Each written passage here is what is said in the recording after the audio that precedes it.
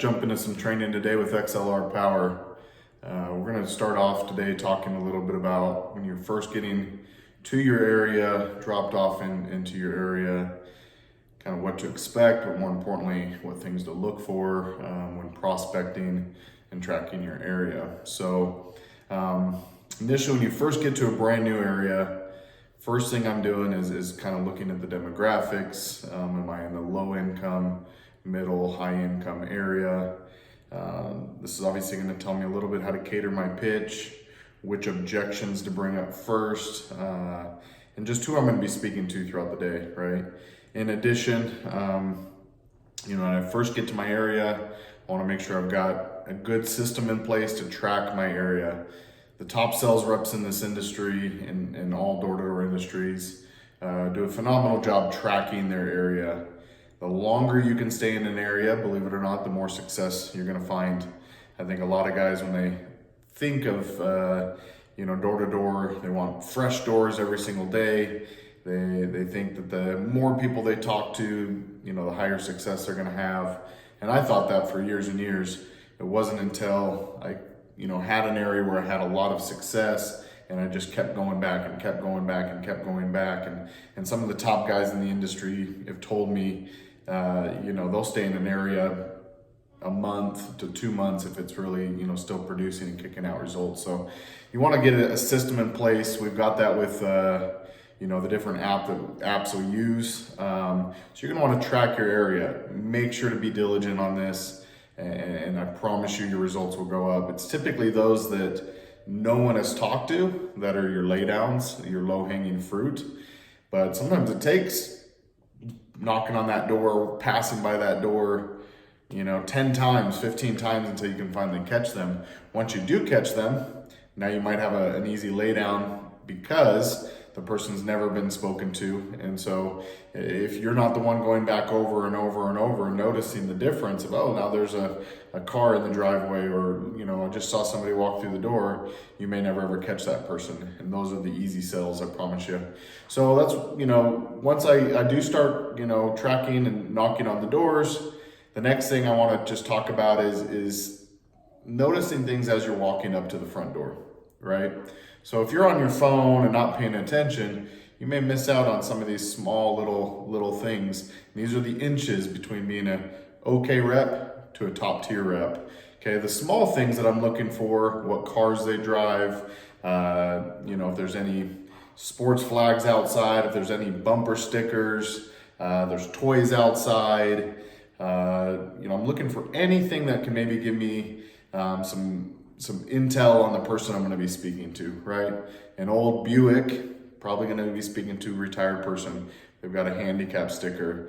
On the contrary, if they've got a sports flag, a big, Niners flag outside, at that point, I'm probably going to be trying to, if I do talk to the husband or whatever, I'm going to be trying to talk to him about sports or bringing up the Niners or Golden State Warriors. If, you notice they're driving a Tesla and they maybe already are into, going green or saving the planet, or, they may have a higher demand for electricity because now they're charging their vehicle at their home. So if they don't have solar, they're spending double the cost to charge their vehicle, right? As I'm knocking on the door, okay, few major things, okay, I never stand directly in front of the door. Okay, I never stand with my shoulders directly like this, like I am on the video. Usually I'm gonna be, turning sideways. I'm gonna take about 7, 8, 9 steps back, okay? And if there's something to lean on, I'll lean on it like this, okay? If not, sometimes I'll even turn my body this way, okay? And if I have my iPad out, I'm actually gonna be looking out, and sometimes I'll even, point to something and act like I've got something of importance that I'm doing. I'm not just like patiently waiting for that person to come out and I'm ready to attack, right? I like to turn my body, act like I'm doing something out here. That's gonna engage that customer to actually come outside. Again, these are small things most reps don't think about. They just knock on the door, they're on their phone, scrolling, and they're just, okay, if I'm an owner and I look through my people and I see somebody looking out and they're directly in front of the door, that's a little intimidating. okay? Somebody might not answer their door just simply because you're right there, right in front. Take some steps back to where if they open the door and you were to come up towards them, they have time to shut that door, okay? In addition, act like you're doing something. Usually you are doing something if you're taking notes, if you're engaged in your area the whole time, okay? These are the little tricks that are gonna help you guys. So I take that step back, okay? I lean a little bit or act like I'm, doing something, turn my body. Now when they open that door, okay? It's very important that you don't immediately jump into sales mode and say, hey, how are you doing? Okay? That just sounds like an info commercial, okay? Throw that out. Just talk normal. Talk like you would talk to your friend, okay? Say, hey man, how's it going? Or hey, how are you doing? Okay? You don't need to raise your voice real high. You don't need to, jump into being a salesman, okay? Just talk to people. Be yourself. Be confident. Say, hey man, how's it going? How are you doing? Good, good. Sorry to bother you. Are you the owner of the house? Okay, keep your tone to a normal level. Don't get too excited because somebody answered the door. Don't come across as desperate because somebody finally answered the door. Just talk to them like you know what you're doing. You got it under cover. You're confident. So, hey man, how's it going? Good, good. Sorry to bother you. Just looking for the owner of the house. Is that you guys? Cool. Okay, yeah, let me kind of fill you in on what we're doing out here. My name's Chad. I'm out here with XLR Power. By chance, have you talked to Rick and Susan just about 3 doors down from you guys in the last couple days? Have they mentioned anything that we've been doing in the area, like on the neighborhood app or anything like that? No? Okay, yeah, let me kind of fill you in. It's not a big deal, but essentially we're out here. We've been working with them in regards to a solar project. A lot of the owners that we've talked to out here, they've said they've looked into solar. Problem is a couple years ago it was very, very expensive initially out of pocket. So a lot of people that were looking into solar crunched the numbers, looked into it, and for one reason or not, just didn't go along with going solar. Okay. The problem people are having, and I'm sure you've seen, is PG&E's increases in their rates. Yeah, you can actually see here on my iPad, just kind of over the last 4 or 5 years, how much PG&E's actually went up in regards to their rates. So a lot of people are just fed up with it. They've seen, especially this last summer, their bills just get higher than ever. Have you kind of seen those rate increases? Yeah, I'm sure you have. So if you don't mind me asking, I like to ask people this, what's your highest bill you've received in the summer months? Okay, typically they reply, oh, 300, 400, whatever it may be. I immediately say, whoa, that's getting up there for sure. That's the highest you've probably ever seen, right? Yeah. Problem is that's everybody out here. They're frustrated. They're saying, hey, what other options do I have? Okay, and that's where we come in. Very simple. We offer 2 different solar programs. Both do not cost anything up front at all. So there's no investment initial cost coming out of your pocket, okay? That's the biggest thing. We know a lot of people don't have extra just cash laying around. They've got other home projects they're doing and they say, I'd love to go solar, but I don't have that kind of cash just sitting around. I don't have $30,000, $40,000, $50,000 to do this, to save money, 8 years down the road. So essentially we come in and we offer the solar program and the panels and the setup and the install. There's no money down. There's no cost to you. The only thing you're gonna do is replace your current bill with a smaller bill. That's it, okay? So what would you say your average is during the summer and the winter months?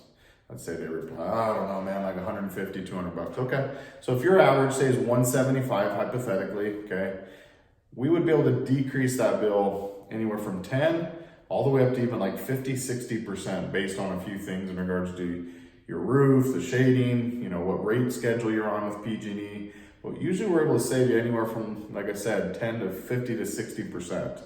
There's no money out of pocket, and all you're gonna do is just switch that bill to a new bill. So most people I talk to that have kind of thought about solar, they're pretty interested in at least seeing the numbers and seeing how much they can save. There's no cost to you guys. I'm not asking you guys to say yes or no, by no means. Just most people we talk to, they're like, yeah, that sounds amazing, but what's the catch, right? There isn't any catch. The difference is instead of you giving your money to PG&E at these crazy high outrageous amounts, you're gonna give your money to a solar company with a smaller bill, okay? But again, there's no upfront cost, there's no investment, no big down payment or anything, okay? So my job's easy. I'm not asking you to say yes or no. My coworker, he actually comes back another time on a set, schedule with you, an appointment, and he'll actually go over those numbers with you and your wife, okay? He'll sit down and show you exactly how the programs work, answer all the questions, go over the design, go over the numbers, and if it makes sense, great. If not, no big deal, no sweat, okay? There's no obligation to sit down with them. Usually that appointment takes like 30 minutes, so we like to find a time that you and your wife are home and available to talk to, okay? So when would be a good time for us actually to stop back by and actually sit down with you and your wife? We'll be back again tomorrow evening or the next day. Would you say tomorrow's better or the following day is better for you guys? Okay, so tomorrow would be better, okay. And is it usually better like in the morning, midday, or night? Midday, okay. And would you say between like 2 and 4 o'clock would be a good time window that we could probably catch you guys home? Okay, cool, awesome. So I just need to get a little bit of information from you, okay? What's your first name? So I'm putting this in my iPad. And what's the best phone number to contact you just in case the guy that's coming gets a flat tire or something like that? And he can also text you usually in the morning, just so that if you needed to reschedule, you guys can be, in communication, okay? And then what's a good email address just so he can actually send over the proposal, once he shows it to you, okay? And then the last thing, we just need to get the utility usage, of course. That way we can actually give him the numbers, he can run everything and know how much to give you. And we wanna make sure we're giving you enough for a whole year, right? So the way they do that is on your PG&E bill, there's a graph on page 1, and then on page 3, it shows us what rate schedule you're on, which tells us how much we can save you, okay? So do you get your PG&E bill on your phone or laptop, or do you actually get a paper copy still and have one of those laying around? Okay, you get it on your phone. Why don't you just pull up your phone real quick and log in, and I'll show you what I need you to just email over to me or text it up to me, or I can just take a picture of it real quick.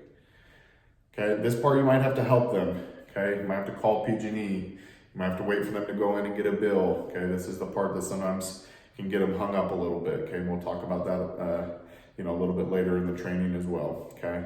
So once they get that bill, I then kind of put business aside for just a minute. If they're cool people, put business aside just for a minute. Just try to maybe talk to them, get them to trust you just a little bit more.